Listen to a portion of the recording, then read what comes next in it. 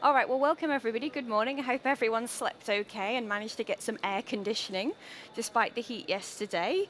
Welcome to our panel this morning on demystifying what works in practice, all about regenerative agriculture. I'll do some introductions first, and then we'll move into, hopefully, what's going to be a great discussion this morning with my excellent panelists.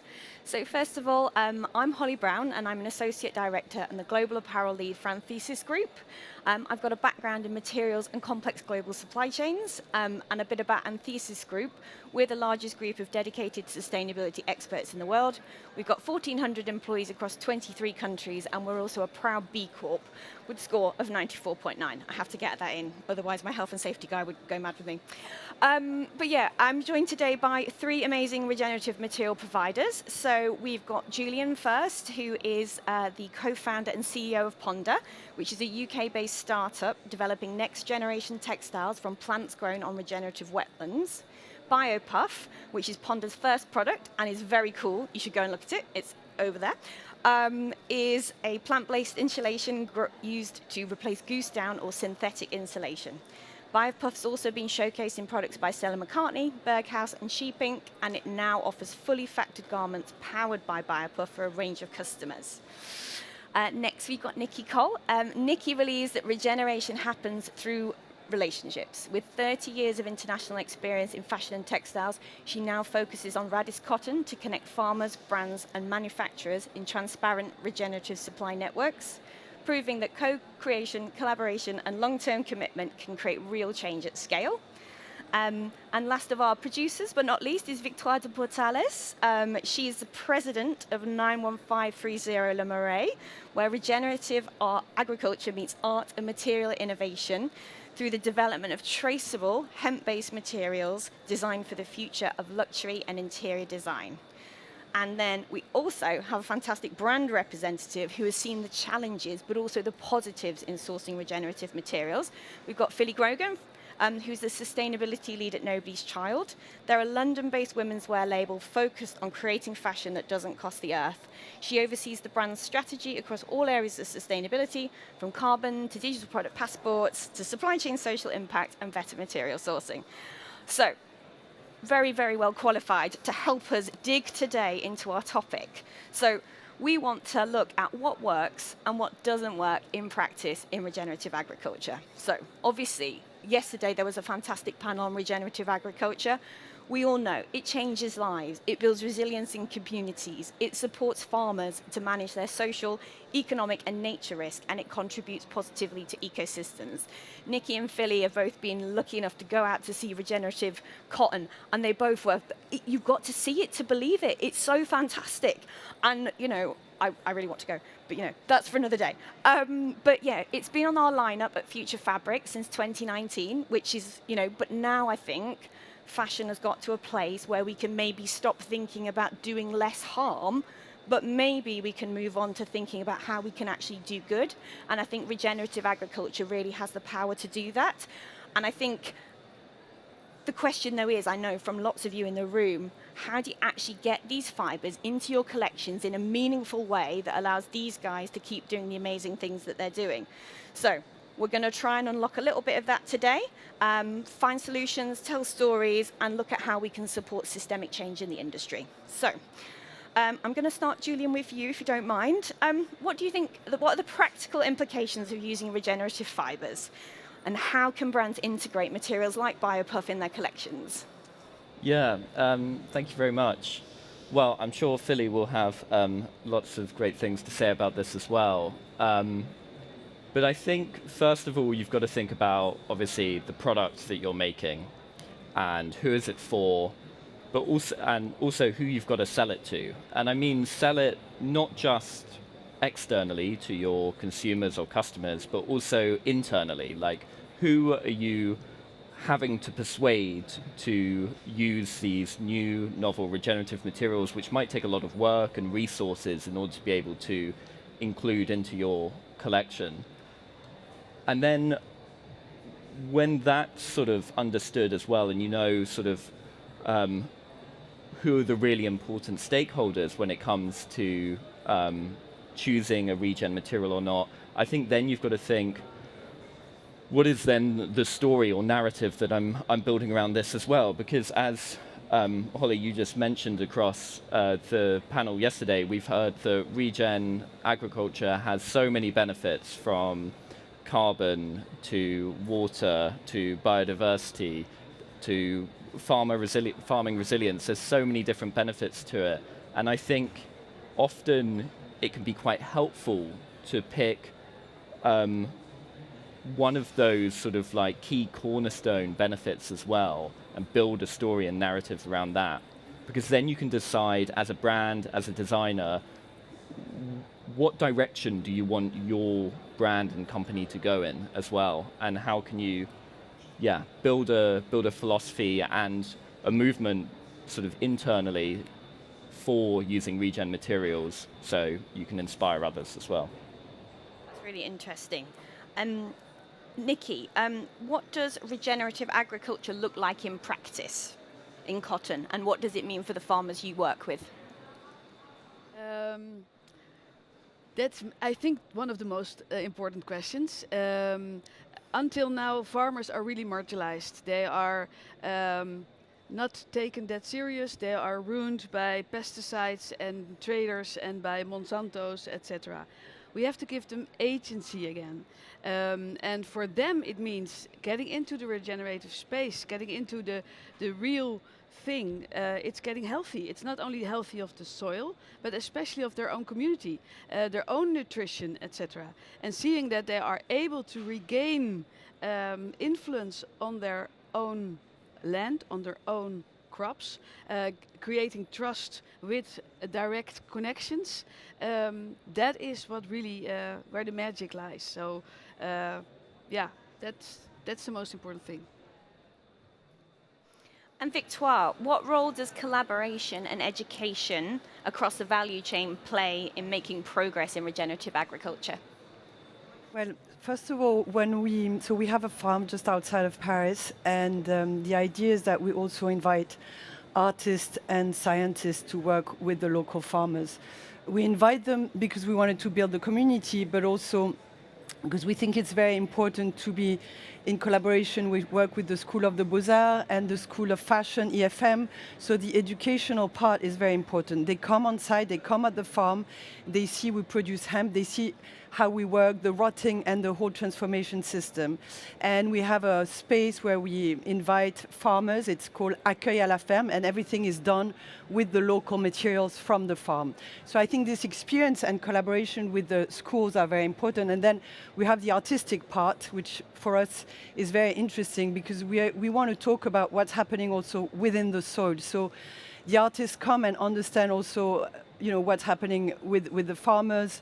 What is the regenerative farm? How do you transform the regenerative farm? What's happening in the soil? And I think it's very important to also bring a bit of poetry and another vision on regenerative farm, which comes from the soil and where we're all, bacteria are so important for us. So this is one part. And then concerning the hemp, I think people have to understand that to work with, the supply chain and to work with natural fibers is not the same as polyester. People have to understand that it can be, it's a bit like wine. From the harvest and the whole supply chain is very complex. So you need to be aware of the climate, what's happening right now. We will never have the same hemp that we had the last years because of the weather, of course.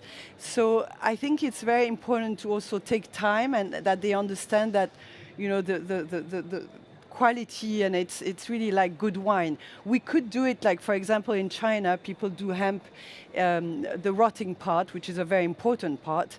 They do it in chemical baths. So I think we really need to put a focus on the transformation and the idea of timing and of the importance of the artisanal way of transforming the hemp, I would say.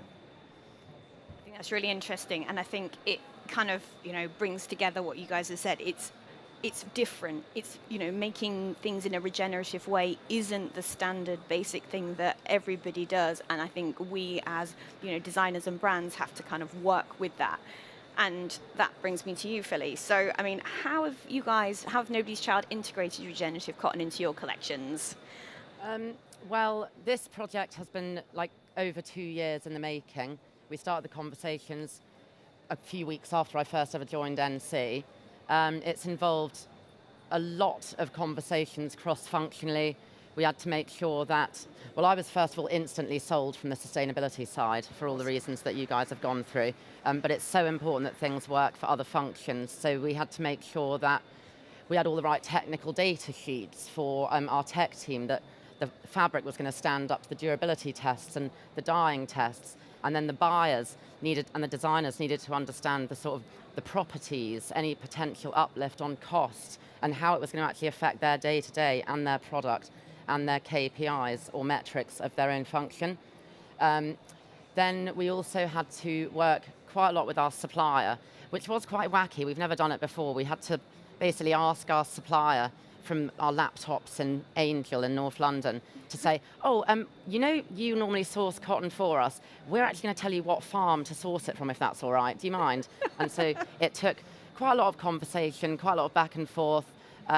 We did eventually get it across the line, and we had to really sort of all lean on each other as the supply chain actors and sort of build a sort of, well, join two supply chains together almost. We had our side, then we had Choice in India, who's one of our longest standing suppliers, so we wanted to do it with someone that we really trust from the supply chain side.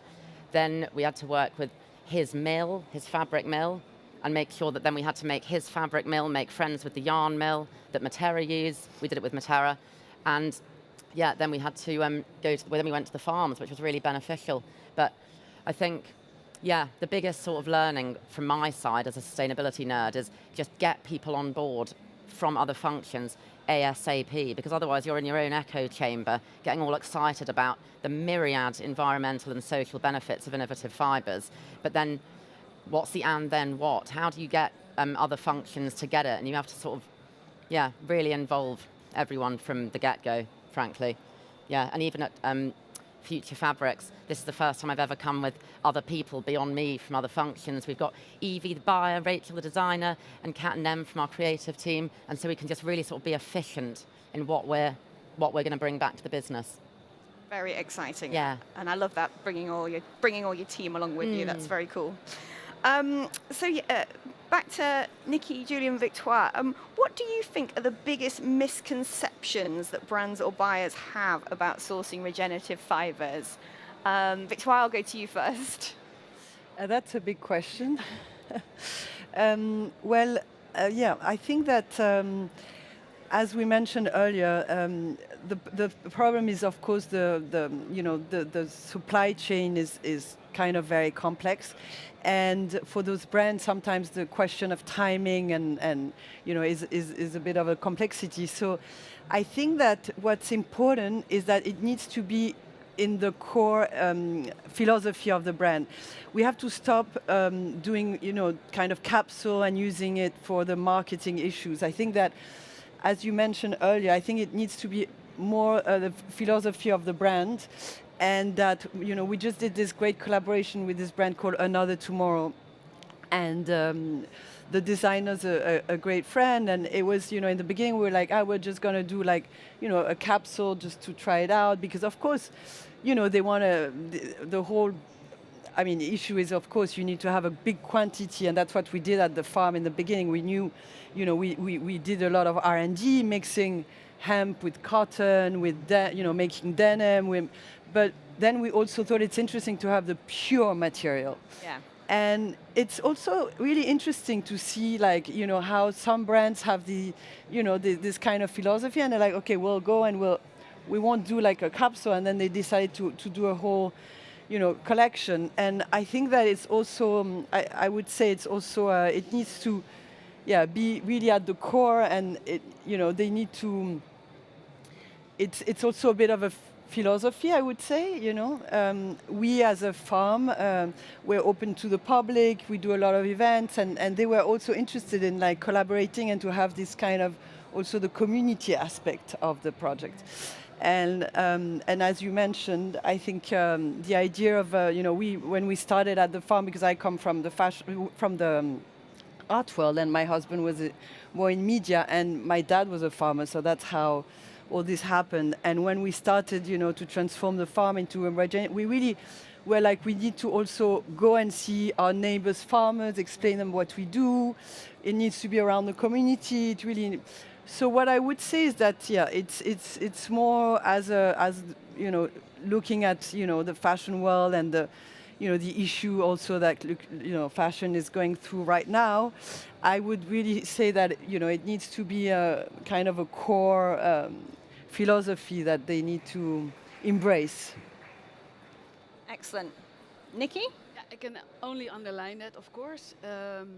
But as well, I would add regenerative cotton or regenerative sourcing. It's not another certification. It's not just another tick in the box. It is not, okay, I tell my fabric supplier I want a regenerative fabric, because it is a journey. It's not just another buying process. And well, out of everything what we now tell, it is really in the core, in your heart, you need to feel it. Because yes, it is different, so it takes a little bit more effort. But you are happy to do so because you do directly see benefits, you see communities, you see people, you see flourishing. And it's not only a rigid paper transaction. And the awareness, and that is fantastic that you have your farm and how you show it in products, the awareness that we actually do good, more good, and not just a little bit less bad. I mean, fashion can do that. And if we all feel it, yeah, then we have to do it, isn't it? I like that. It's all of us feeling it. Hopefully we're all feeling it this morning. Julian, anything to add? Any misconceptions that you've come across? Yeah, I think not necessarily any more misconceptions. I think we have the slightly added layer of the fact that not only do we have a regenerative supply chain, but it's also like a novel material as well. It's completely new fiber supply that isn't currently used today, and so that adds an extra level of challenge. And so I think it is really it all comes to this sort of question of expectation of time, expectation of effort in order to be able to deliver a new product as well. And I think quite often what I think seems like the rational, logical approach, which is to, okay, I have a product which I know sells really well. I know is a baseline product for us, and we know this item inside out. Let's swap out the materials within this for these new ones, and because then we know we'll be able to sell it as well. But I think what's often required is a new thought process around design and innovation with these new materials, with these regenerative supply chains, to think differently as well. So I think that's a sort of another added layer to it. I think that's very important because right now we use it as a substitute and expect exactly the same outcomes. Yeah. But we have to design really something new, with something admirable with your product. Yeah. And that's really important. Absolutely. Love. Philly, have you dealt with any of these problems when you've been sourcing? Well, luckily at Nobody's Child, our CEO is super into sustainability, so we've got it like relatively, we can sort of be agile and move things along quite quickly. Not to say that it's been it hasn't had challenges. I think, broadly speaking, of the fashion industry, and I know a bit about it because I was a consultant for a while and tried to get a regenerative, collection done with some of my old clients, and it didn't sort of seem to land. They thought it was wacky and fiddly and complicated, and it was going to be really expensive, and the customer wouldn't get it. But I think all of those sorts of things are actually just opportunities to involve more functions and sort of really strengthen the offering. And yeah, I think essentially, misconceptions. We wouldn't want it to be tokenistic. So if you did do one thing, that wouldn't be job done. It would be like, right, we've done something amazing. How do we improve it? Like, could we look at, for example, the dyes, the chemicals, all of the whole process end to end, and make sure that we're sort of doing something that's regenerative, but with really low impact dyes throughout the entire way. It's definitely a staircase and not a light switch. And so once you've got your foot on, you might go up, you might go down, but just keep going. And it's fine if the progress goes like this and isn't linear. But I think that's not an excuse for not having a crack at it, to be honest. I completely agree. Yeah, we shouldn't let perfection get in the way of progress. Is, Exactly. you know, one of them great sayings that I really hold by. I think it's also really interesting, though, to think about the challenges that we have had, because I think it isn't always easy, but I don't think that should put us off doing it. But Julian, what do you think the barriers are to brands sourcing regenerative? I know you said that, you know, you're an innovative fiber as well as a regenerative fiber, so it's almost like double barrier. But like, what are the barriers, and what could we do to fix them? Yeah, or double opportunity, I guess, depending on how you look at it. How positive you're feeling in. Yeah, I think.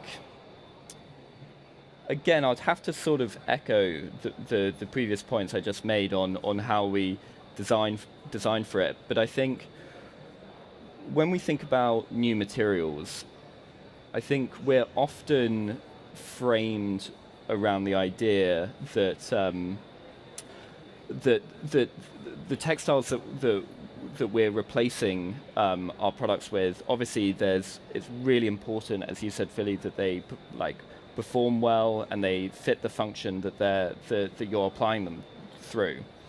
But I think the other thing comes back to what Niccy said earlier, which is really, I think we've got to think of these fibers in a framework of like, how do we just cram as many of these as possible into the products that we're making? Because what we're dealing with here isn't a way to do less bad, isn't necessarily a way to build more circularity into an industry, but is really, we're using like this as a big like levering arm in order to be able to leverage positive climate effects into the world and community effects and so many more. And so really it's about how can I be as innovative as possible in utilizing more and more of these fibers, because I know by virtue of their existence I'm going to be able to be affecting good onto the planet as well. And I think that is a like minor but really important sort of like mindset shift in order to be able to have. And have you seen anything that you think would help speed that process up? I think so one thing that we're doing is going deeper into the supply chain. So historically we have finished with just manufacturing biopuff and supplying it. What we're doing now is working way more with garment manufacturers and actually offering fully factored garments ourselves to people who want to buy them. And that has two effects. One, it makes us understand our material better and how it can be used within garment manufacturers. And also, it helps them understand what biopuff is, and so then we can offer far more options when it comes to utilizing biopuff in the future as well. What that does mean is we now have a supply chain literally from us putting seeds in the ground all the way through to producing garments on the other end. We've literally got the entire supply chain, but we felt like it was a really important step that we needed to take in order to be able to really accelerate some of these sales cycles, because that is ultimately the barrier, I think, to a lot of these materials, is that it is quite a slow process at the moment. And do you think the speed is in the development or just the growth of the materials? I think it's in the. I think it's often in the development, and I think it's completely justified as well. I think brands have obviously their brands to protect, and they want to put a lot of thought and effort and understanding into the products you put out. I mean, how long did it take from concept to delivery of the Matera Elephant's project? pregnancy. Yeah, well, there we go. And so if we could get down to like a mouse's pregnancy, that would be perfect. So that's the sort of, I think that is really where we almost need to we need to get to is to be able to have those development cycles far shorter, because I think a lot of the materials are ready to deploy, but there's definitely some work to be done in that space. And Victoire, what challenges have you had to face to get your fibres into the hands of designers? Well, it's been an interesting phase. As I've been working with artists since a long time, it's a bit like designers are creative. So they've been really inspired by the artistic side. So when it's also a way they were very inspired by the collaboration with artists. And working with designers it's been really an interesting process. What has been harder, I would say, is more the production team, because as I was saying, the lead time is complex. But for us, it was really interesting because, as we said earlier on, as you said, it's so important, that to make the product desirable, but also to make it, challenging and creative. And when the designers come on site, they're so happy because, to be within the art installation and see what we're doing, the relation between the science, the farming, and the arts, it really inspires them. So, we've been working with a few designers, and now we do yearly collaborations, and sometimes they just come there to be inspired. And to kind of like create new ideas, new collections, but the production side is the more the issue, because they need to understand the complexity that from one year to another the harvest will not be the same, the quality will be slightly different. It needs also to as I mentioned, people need to understand this part of the supply chain, which is very complex. Yeah, I think that's really interesting, and trying to get that message across that you've got a really interesting material that changes, and part of it changes its beauty, but that doesn't necessarily fit into normal design practices. It's quite challenging. Niccy, gonna come to you. We all know that too often that risk and cost is pushed down the supply chain. Where do you think it should lie? And how have you made those mechanisms work with your brands? Well, what I should do, or what I like, and what the practice is. Let me shortly reflect on your other question as well. I would like to add the death of, you say it needs to be quicker, or it can be quicker. On the other side, efficiency in our companies is a horrible thing, because efficiency lets you only to meetings at bullet points and quick, and already, etc. But this is a new thing, so you need time, and time not only in the design department, but exactly what you said, in the production, in the buying, in the finance department. It all goes a little bit different. And my biggest question to all of you would be, take the time, take your team, and let us talk to you. Experience it, because that is important. Take that time. So don't make it quicker, though, but it really has to sink in. And then through that, you start realizing that if you want the outcome of regeneration, and the outcome of regeneration is first that beautiful product, of course, but as well all that positive impacts. Yes, then we all have to invest in it. So for us in Raddis Cotton, we say, okay, we should think more fiber forward. Companies, you do know every year roughly, and not in a final product, but roughly how much cotton you are going to do. And in cotton, if you buy it from the commodity market, you have no clue what you get. So why are you so anxious and so scared what you would get from regeneration, which is a better quality in lots of the time? So we ask the brands, invest from the very first seed onwards. Commit a part of your cotton need directly, and show the farmers that you're committed to take the offtake as well.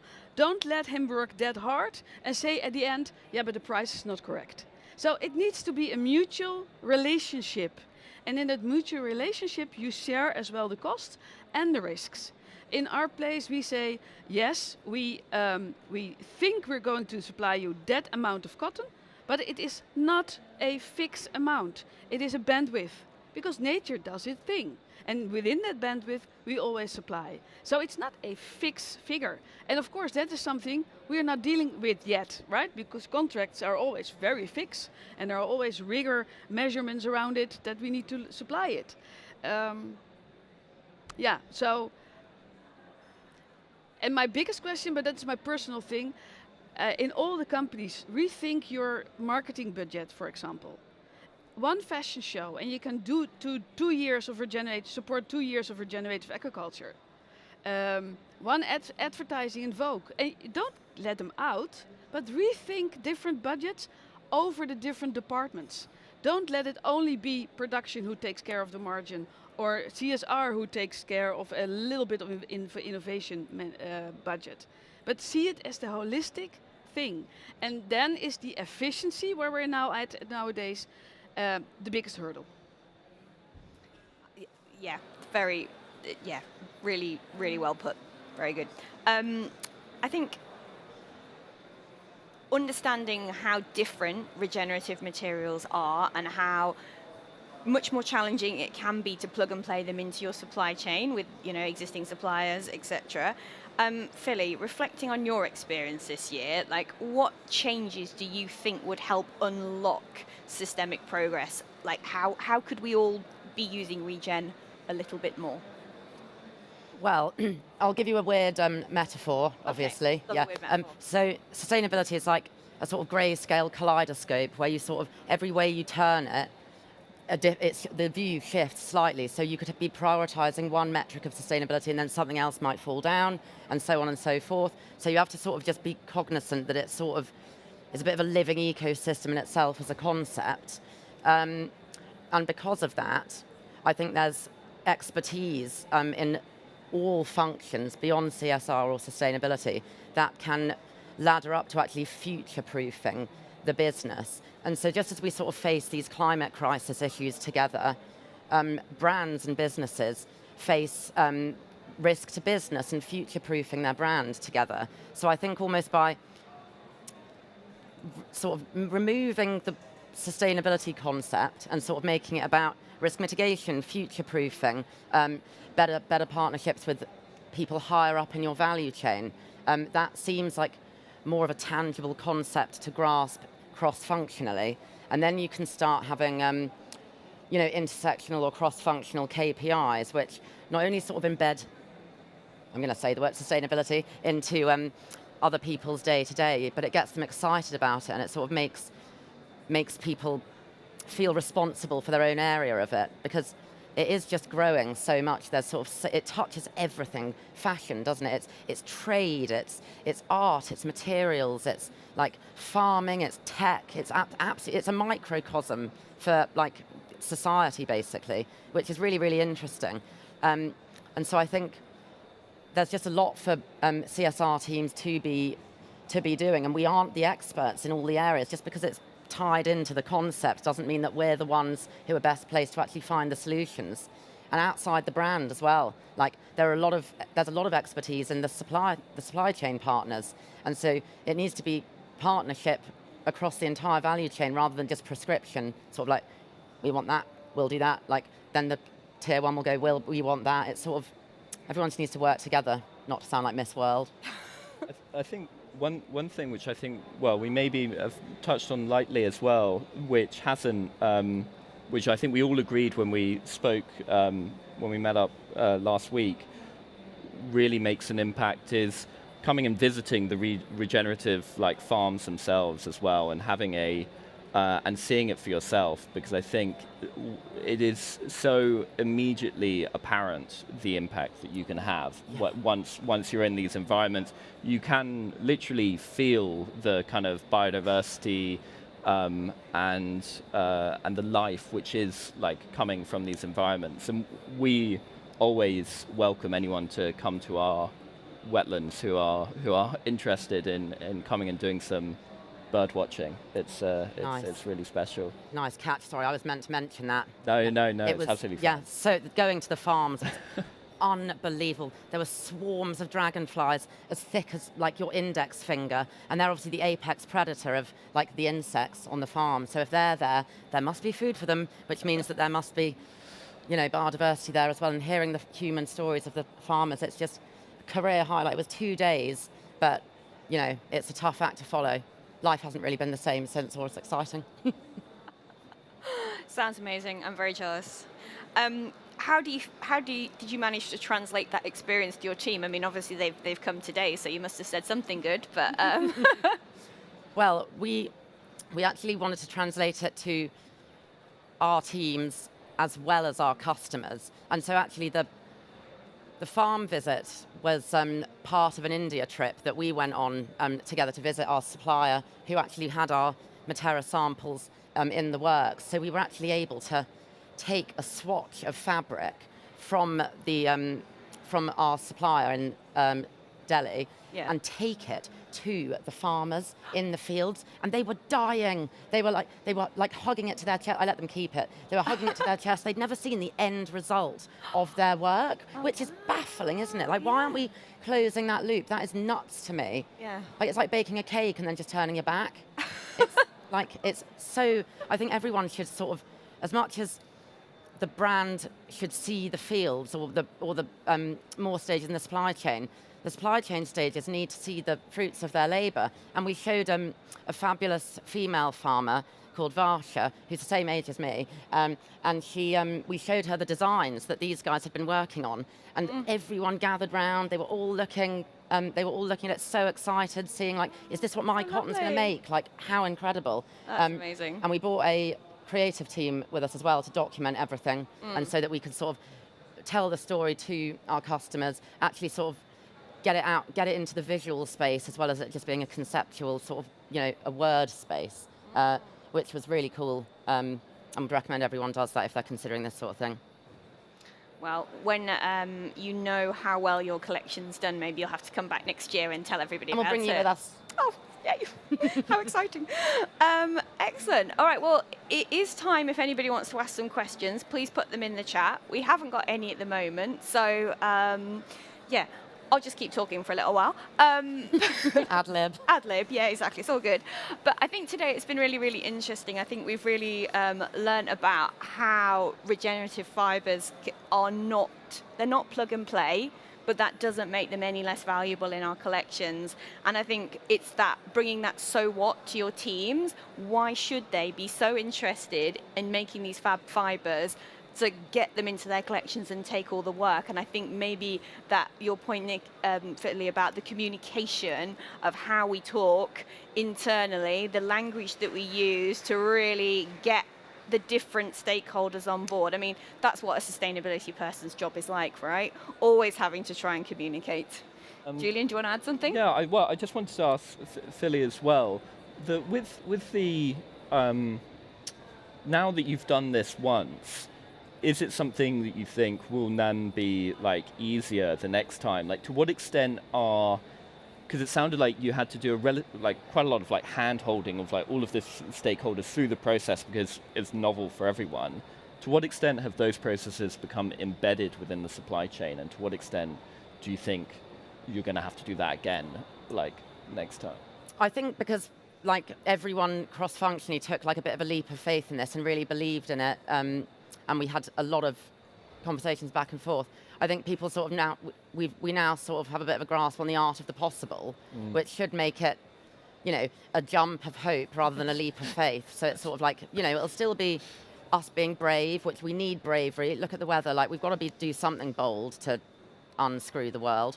But I think by doing it once, you sort of show that it is possible, and then you sort of get a bit of dopamine from it, hopefully, as a business, and want to do it again, and want to do better things and more things, and tell more stories and meet more solutions providers, you know, in their place of work, in their country of work.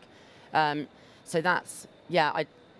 Hopefully it will be more straightforward next time, but because of the deep expertise and everyone who had an involvement in it, like we did get it across the line, and I think the task force will do it again, because we don't want to be tokenistic. Sure. We want to make sure that this is the start of, not the end. And we want more of everything better. But what I see, and I think that's a perfect role you take, is that it needs that ambassador in the company, that whenever there is a little question or a little thing what doesn't work as it used to be, that person is there just to take it in their hand and to push it forward, etc. And with some of our customers, we have those internal ambassadors, and those are gold. And with those internal ambassadors, we constantly communicate not only about the harvest this year or the product this year, but how is it going to come next year? How are we going to grow? Where does it flow in further? How can we push the quantity in there? How many farmers would you like to integrate, etc.? So become all internal ambassadors, please.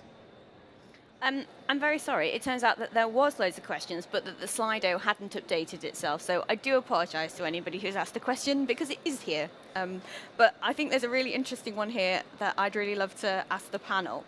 Do you think that from the investors' side that there is an understanding when they're investing in your companies? Do you think that they understand that they're doing good? Are they doing it for that reason?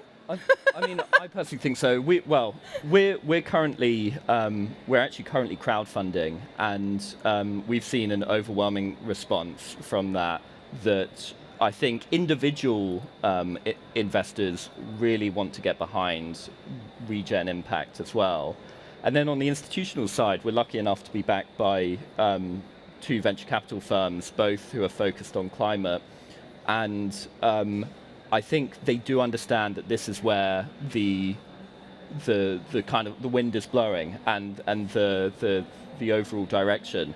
I mean, we have to be frank, climate tech had a challenging year last year, but we are seeing year on year more and more investment flooding into the space. And I think even in the UK alone, I think it's now up to about 41 billion pounds has been invested into sort of climate tech solutions. So it is overwhelmingly the direction, and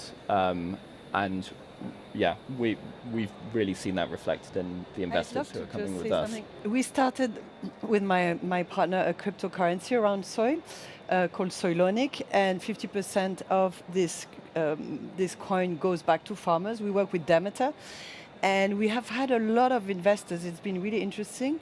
And I must say that they all kind of are part also of the community. So when we do those big events at the farm, we did one last weekend, and they really like to come. They like to meet the farmer. They like to meet the artist. They like to understand.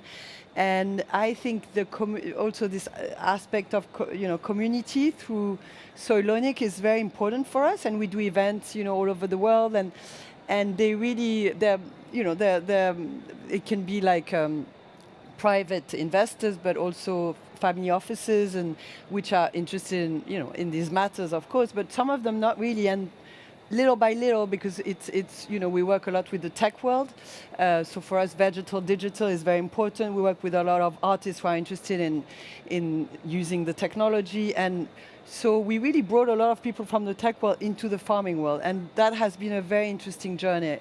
And I must say that it's really being around questioning yourself, the educational aspect, meeting people is, and as you were saying, since we transformed the farm into a hemp farm, we're open on the weekend, there's the biodiversity aspect, which is very important. So we have, so many birds and so we're doing also a lot of work with musicians around these matters. And so, I think it's a cycle, I would say. Fantastic. Well, I'm so sorry that we didn't get some more questions. That is my fault for not being tech savvy enough to sort that out. Apologies. But thank you so much, our wonderful panelists. I hope you all agree it's been a really great discussion today. And yeah, thank you all very much. Thank you very much.